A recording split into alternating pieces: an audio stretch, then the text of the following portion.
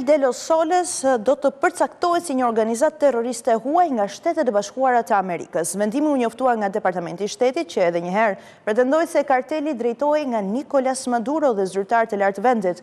Nga ana tjetër, Donald Trump nuk përjashtoi mundësinë për bisedime me Venezuelën, edhe pse Washingtoni ka rritur praninë ushtarake në rajon.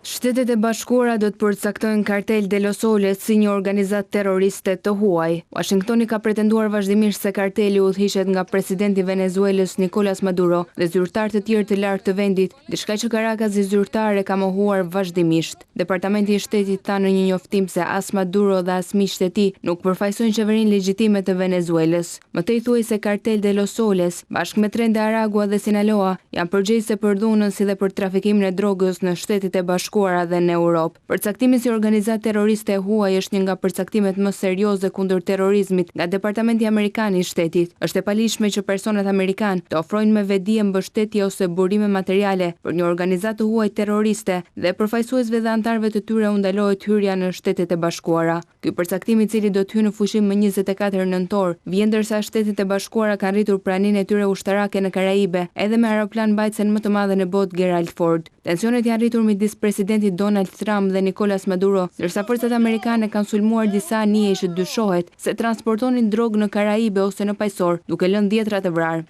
Trump tha se përcaktimi i Kartel de los Soles si një organizatë terroriste e huaj i lejon ushtrisë amerikane mundësinë për të goditur asetet dhe infrastrukturën e Maduros brenda Venezuelës. Por kur u pyet nga gazetarët, Trump tha se mund të ketë diskutime me Maduron dhe do të shihet rezultati i tyre. Unë flas me këdo. Do të shohim çfarë do të ndodhë, tha Trump. Kreu shtëpisë së bardhë tha gjithashtu se nuk beson se administrata ka nevojë për autorizim nga Kongresi për veprime të mundshme ushtarake brenda Venezuelës. Përkundrazi, presidenti shtoi se do t'i mbajë ligjvënësit të informuar pa pasur nevojë për vendimarrjen e tyre.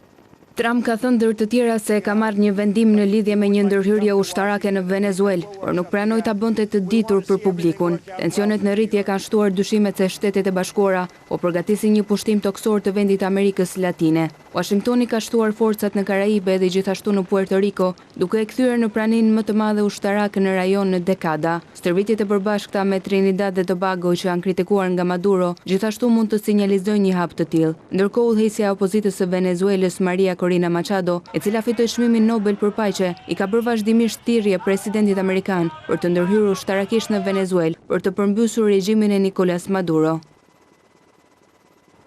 A do të nisë një luftë mes Shteteve të Bashkuara të Amerikës dhe Venezuelës? A do të ketë një përplasje? Donald Trump rrit praninë ushtarake në rajon, njëkohësisht nuk e specifikon se çfarë ka ndërmend të bënë. Vendos organizata terroriste, pikërisht to kartele si Kartel de los Soles, dhe akuzon Nicolas Maduro se i drejton pikërisht edhe këtë kartel. Mirë, po çfarë bën Nicolas Maduro në tubimin e tij të fundit?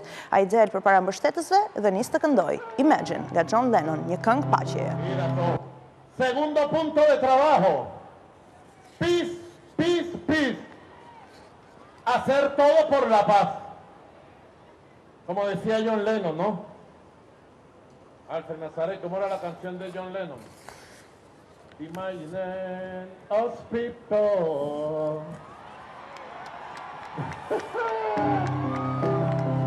Mira, son jodedores, ¿vale?